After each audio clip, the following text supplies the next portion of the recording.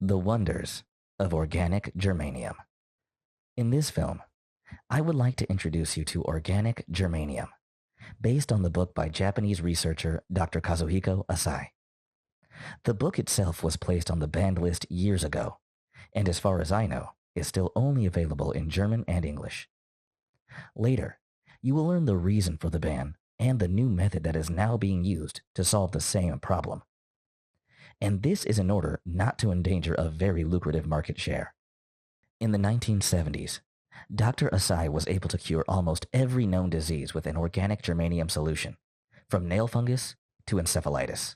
It is very important to clarify that germanium is neither organic nor inorganic. It is an element included in Mendeleev's periodic table. By combining other elements with it, organic and inorganic compounds are formed. Inorganic germanium compounds are all toxic, while organic germanium is a trace element, like zinc or magnesium. All trace elements have one thing in common, that the body needs very little of it, but the little that is needed is unavoidable. Mendeleev included it in his table as ecosilicon because at the time he only suspected the existence of this element. It was not until 17 years later, in 1886, that the German scientist Clemens Winkler discovered it and named it germanium out of respect for his native country. His discovery did not cause a big stir. It was just another proof of Mendeleev's theory. But with the development of the electronics industry, the semiconducting properties of the element were discovered. Semiconductors are materials that do not conduct electricity as well as metals, but also cannot be used as insulators. The most important property of semiconductors is their ability to donate and accept electrons. This property makes germanium suitable for making transistors and diodes, and has attracted Dr. Asai's interest in its biological applications. Who was Dr. Asai? He was born in Manchuria in 1907 and graduated from Tokyo Law School in 1932. He was then sent to Germany to study mining engineering. He was not able to return to Japan until after World War II. He then began research in mining and was put in charge of reviving Japan's coal mining industry. He was the first to detect germanium in a coal sample. Some types of coal contained quite high amounts of it. Dr. Asai theorized that it enters the coal from the body of the plant, not from the soil. Carbon is known to be extracted from the bodies of dead plants. To verify this, he began studying various plants and found that plants highly regarded in traditional Chinese medicine contained very high concentrations of germanium. Without need for completeness, here are the organic germanium contents of some of the better-known plants. The unit of measurement, ppm, comes from the English parts per million, meaning parts of a million. The connection became clear to Dr. Asai, and it took him only 10 years to produce it himself in his laboratory. In November 1967, he finally succeeded in synthesizing the first organic germanium carboxyethyl sesquioxide, or GE-132. Dr. Asai believes that all diseases are caused by a lack of oxygen. That is, if you go down the causal chain, you get to the point where there is too little oxygen for the cell to function properly. To understand how organic germanium works, we need to know some basic processes. The body obtains the energy it needs to function by burning food. This process releases carbon dioxide and hydrogen. The carbon dioxide is exhaled, and the hydrogen is converted to water by binding 2 oxygen atoms to each, which is then excreted through the kidneys or as sweat. The normal functions of the body also produce oxygen compounds with many free chemical values, which are very unstable and toxic.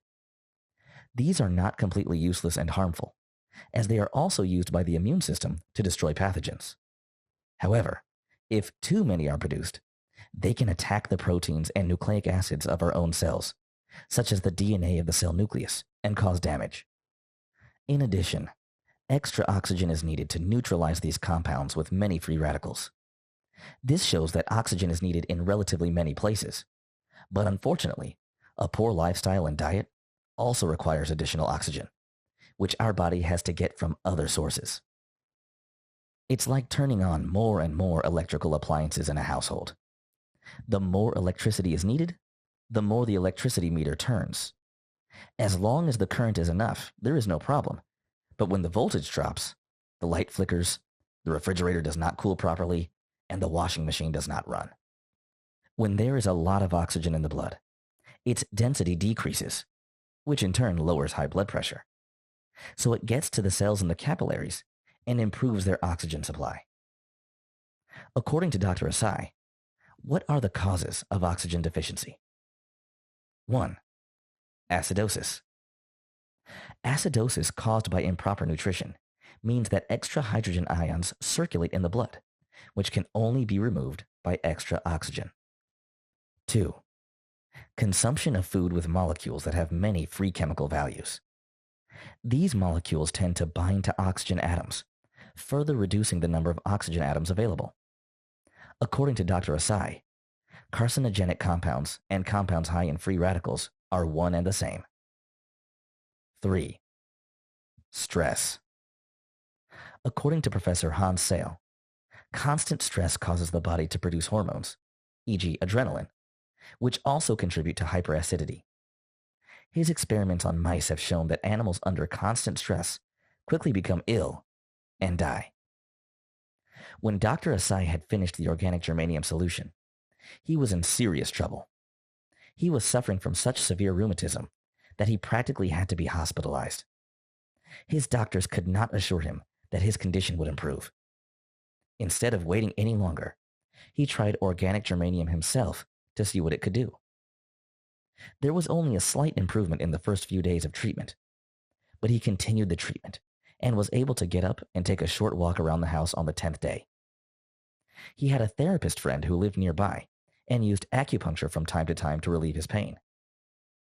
He was the first outsider to see someone fully recover in a matter of weeks from a disease that modern medicine considers incurable. And he was the first to administer Dr. Asai's organic germanium solution to his own patients, with great success. When word got out, official medicine took notice and banned it because it lacked the necessary permits. He was therefore forced to initiate the approval procedure. The first step was to determine whether organic germanium was toxic. Dr. Asai subjected the GE-132 compound he synthesized to the usual toxicology tests at an accredited institute, which showed that the organic germanium was completely harmless.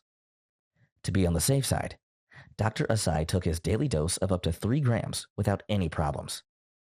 Recent tests on mice show that a 70-kilogram human would have to ingest 238,000 milligrams of organic germanium to be considered toxic. That is 158 times the recommended maximum amount. Important: the inorganic germanium compounds used in the electronics industry must not be confused with the organic compounds, as the former are highly toxic. Due to time constraints, I cannot tell you about Dr. Asai's experiments with plants and various animals, but in every case, the effect has been spectacular and very positive. Plants have become more resistant to extreme weather changes, and sick or injured animals have recovered in a flash. Let's take a look at how organic germanium works. As I said earlier, organic germanium is a semiconductor because it easily bonds with certain atoms. It has been pathologically proven that germanium binds to red blood cells, allowing the blood to carry more oxygen. Hydrogen atoms also tend to bond to germanium atoms, causing germanium to replace oxygen in these processes. This also produces free oxygen and improves the oxygen supply to cells. And in areas where there is a temporary anaerobic low oxygen environment, germanium can provide energy to the cells thanks to its high electrical potential. Interestingly, you can feel it. Many patients have reported to their doctor that they felt a strange, warm, tingling sensation in their body after taking the organic germanium solution. It is very interesting that the car starts immediately when you put a germanium solution into a completely discharged car battery. This fact is difficult to explain scientifically, but it is certainly due to the fact that the battery is charged by the electrical potential of the organic germanium. Experiments on mice and humans have shown that it increases the production of interferon, which protects against viruses and cancer. Germanium stimulates macrophages, whose job is to cleanse the body of cells that have no business being there: bacteria, viruses, cancer cells. Macrophages can prevent the growth of cancerous tumors if they are present in sufficient numbers. I hope you have been able to follow me thus far, and I haven't been too boring, because we're going to get to the explanation of quantum physics now. Stay now to the end, because it is worth it. According to the definition of quantum physics, a human being is a collection of particles with a very small electrical potential. Death can also be defined as a body with no electrical potential. More and more medical instruments are based on the measurement of this tiny electrical potential, from which they can infer the correct or incorrect function of a particular organ. Each organ has its own normal electrical potential. If a different value is measured, it indicates that the organ in question is diseased. In quantum physics terms, if the electrical potential of an organ can be restored to the correct value, the organ will function normally. Cancer cells, for example, have been shown to have a high electrical potential. This could explain why they can multiply so quickly. And organic germanium binds electrons to itself, lowering the cancer cell's potential and returning it to normal. Here, organic germanium exhibits the same behavior that is typical of semiconductors, and that is very useful in the manufacture of transistors or diodes. Imagine being able to anesthetize with organic germanium. Pain is an electrical stimulus, a flow of electrons from the site of pain to the brain. The principle of anesthesia is to block the path of this electron flow. Of course, the pain is there. We just don't feel it.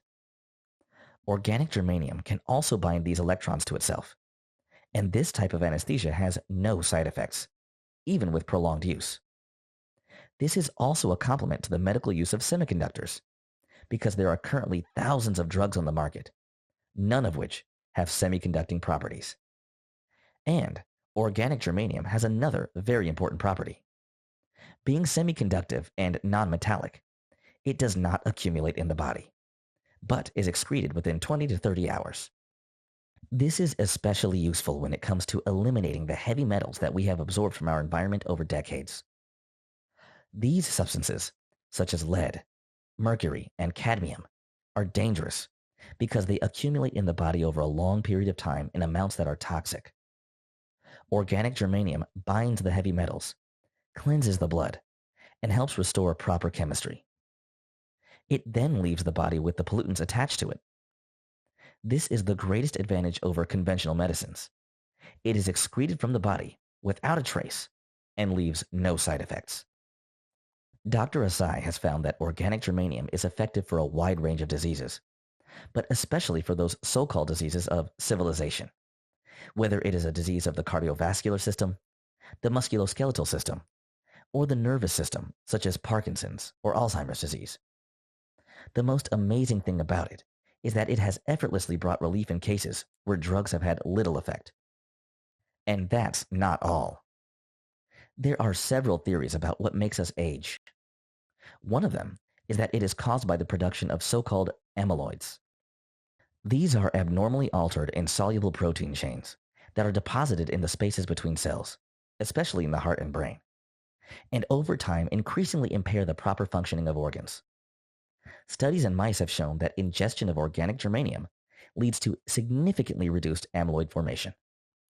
It is important to mention that Dr. Asai, who was a religious man, considered this element as a gift from God and never considered it as a medicine. He considered it as a tool given by the Creator to mankind to relieve our suffering and restore our health. From his point of view, organic germanium is the tool that activates the body's self-healing mechanisms to heal itself. In his book, he says that faith, the will to heal, is an essential prerequisite for successful healing. Dr. Asai emphasizes that a health-conscious lifestyle remains important. Organic germanium can only help if we take care of ourselves. After all this information, you are probably asking where you can get organic germanium. I have a good news and a bad news. The bad news is that the original GE-132 is only sold in Japan and by law cannot be imported into Europe. I have a friend who tried to import it twice, and both times he was fined £1,500. GE-132 contains 42% germanium and is classified as a dietary supplement. On the internet, of course, you can find websites that sell organic germanium supplements. The only question surrounds the percentage of organic germanium they contain, if they are not banned. I suspect that they pose no real threat to the revenues of the pharmaceutical lobby, since even 17% sanum germanium and 10% germanium lactose citrate are out of reach to ordinary mortals. However, the good news is there is a reliable source. My source of organic germanium is the Ganoderma, or red mushroom. This mushroom contains the highest amount of organic germanium on Earth. Of the two Ganoderma preparations available at DXN, the GL capsules, which are made from mycelium, the young filaments of the mushroom, contain 4 times as much as RG, which comes from the mature body of the mushroom. This source is safe, the quality is excellent, and I have experienced its effects on others and myself since 2011. I can vouch for that. In addition, the price can be lowered for any person at will if they do something about it. In Dr. Asai's book, it says that you can take 1 to 3 milligrams of organic germanium on average, depending on your diet.